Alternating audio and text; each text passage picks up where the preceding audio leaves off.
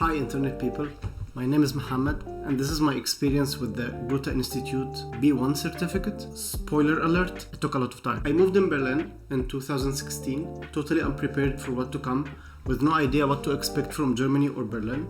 I'd never visited the country before, and the first visit to a German supermarket proved my self-taught Duolingo lessons to be suboptimal. Sounds like a pretty reckless move if you ask me. You relocated to a country without visiting it before, or knowing the language, or having a plan? That's a story for another video. But in short, I'd always wanted to live in Europe among an international community and learn other languages. Germany's IT market was growing and I thought it must be a good challenge to learn German. So, YOLO. Let me stop here and take a step back and say why I'm making this video.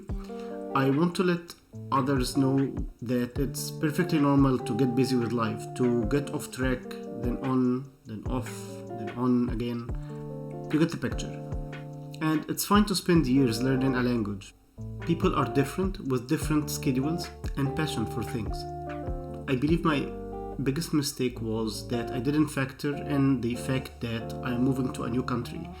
And that happened in my adulthood. I was almost 28 years old. I had a mentally depleting full-time job and my entire life was being reset to factory settings, or that's how it felt. And one more important factor. I came here to work in IT and I live in Berlin, which meant most of my social interactions happened in English, so I never had a real incentive to learn German.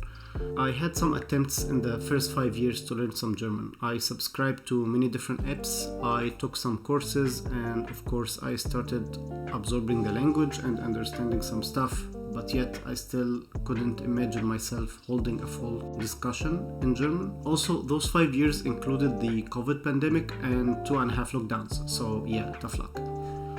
So what changed? I started having more mental capacity. My job isn't mentally depleting anymore, and after spending 5 years, I started calling Berlin home. I didn't want to live like a stranger anymore. And more about that. Remember when I said that I had no real incentive to learn German? That's not actually quite true. For your daily routine, you might not need German to survive, but for sure, your life is much more difficult. When I came here, I was told that everyone in Berlin speaks English.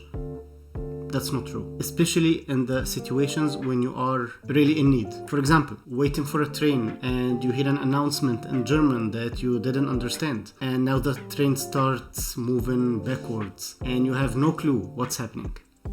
Tough luck.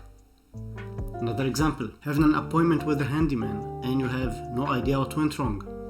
Too bad. So it was time to get back on track with German learning. I realized that learning without a goal makes me lose track and get lazy. So I set a goal for myself to take the B1 exam. Why the B1 exam and not the C1 exam, for example? For me, that was because B1 is doable and B1 is pretty important if you are planning on staying long term in Germany. And it makes things easier when it comes to most of the paperwork here, the material. I asked a friend who had gotten the B1 certificate earlier and she guided me to this one. It's called Mit Erfolg zum Goethe, ÖSD. I'm really horrible at umlauts. Certificate B1. And it has a Testbuch mit Audio-CD. And the difference is one of them goes through the different sections of the exam and tells you like, hey, those are the kind of things you need to take care of. This is how you approach the exam. This is like the model answer. And yeah, there are model answers here. Like it shouldn't be something creative. The other book gives you a couple of mock tests you can go through and see how you're doing there. Tip 2. Familiarize yourself with the exam format even if you know German well and you actually use it, which is not my case. Passing an exam is a different thing. It needs discipline and practice. So yeah, I went through the book, studied for the exam and familiarized myself with the exam format. While I found that I was good enough for reading and writing, I found that I am really lagging behind at listening and speaking. So I got myself into the habit of listening to podcasts. For example, Easy German Podcast. It's an amazing and witty podcast by an amazing team that boosted up my listening skills a bit. Of course, I wouldn't even dream of understanding everything I hear, but it was surprising that after a short while of immersing my brain into the spoken language, I started to understand the conversations and the jokes. Tip 3. Listen to podcasts while doing laundry, working out, taking out the trash. Basically, bathe your brain in the German language. Here is some unsolicited personal trivia. I'm not very comfortable in social situations and kind of an introvert. And as you can imagine, going to parties and trying to speak with people or getting a stranger tandem partner would have never worked, unfortunately. So I did the next best thing. I hired a personal tutor, and that happened twice. And that was expensive, I will not deny, but it was a very effective and efficient decision. Of course, you need to find a talkative and extroverted mentor to spark conversations, but once you find one, it could really kickstart your spoken language. Tip 4. Get someone to speak with. A tandem partner, a dating partner, hire a mentor, or annoy a helpful German colleague at work. Book an exam. Well, when you're ready, it could take any time from 6 months to 2 years. All I can say, with dedication, you will start feeling this is more doable. In fact, because I had to be disciplined and consistent with studying for B1, I started becoming more confident at using German because of studying for the B1 certificate. Who knew? So, why did I go for the B1 certificate from Goethe instead of Telk, for example? Well, I did some quick research and found out that while Goethe is more expensive than Telk, there are a couple of advantages. First, all German exams are divided into 4 parts: speaking, listening, writing, and reading, as far as I know. If you fail one module of the Telk exam, you will need to retake the whole exam. While with Goethe, you will only need to retake the one you didn't pass. The exam took less than a week to be graded, and this time window seems to be state dependent, so in Berlin it will be different from Munich. In Berlin, it took 1 week from doing the exam until getting notified that the certificate is ready for collection. And given that I wasn't so sure about my level of German, especially the speaking part, and I didn't want to worry about the exam results for a long time, I thought Goethe was the right choice for me.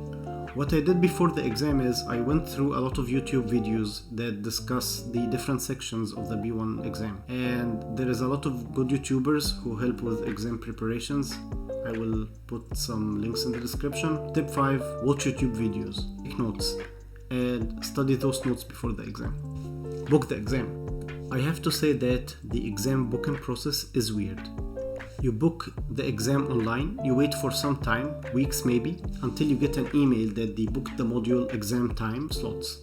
For me, the speaking was the first part. It was at 9 a.m. and then a 4-hour gap until the next part, which was listening. Tip number 6. Remember to breathe. All the module exams in Berlin office took place in the same room. Speaking module, you get partnered up with another exam taker. They give you 15 minutes and a scratch pad to prepare for the entire speaking modules, the 2 parts, the planning and the presentation.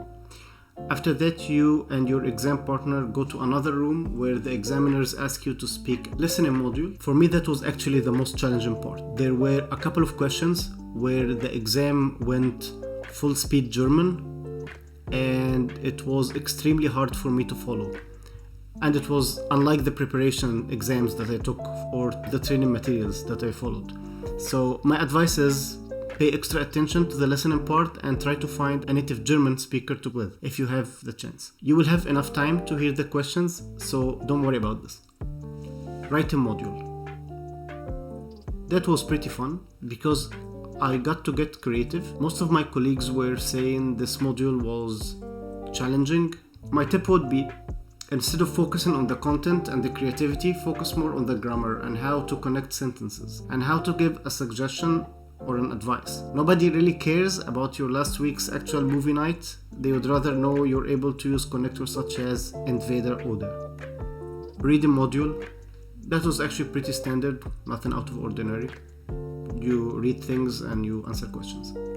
In conclusion, please take it easy. Learning a new language is difficult, especially if you have a full-time job and responsibilities. Set a goal, and please, if you have a question, write to me in the comments. Thank you.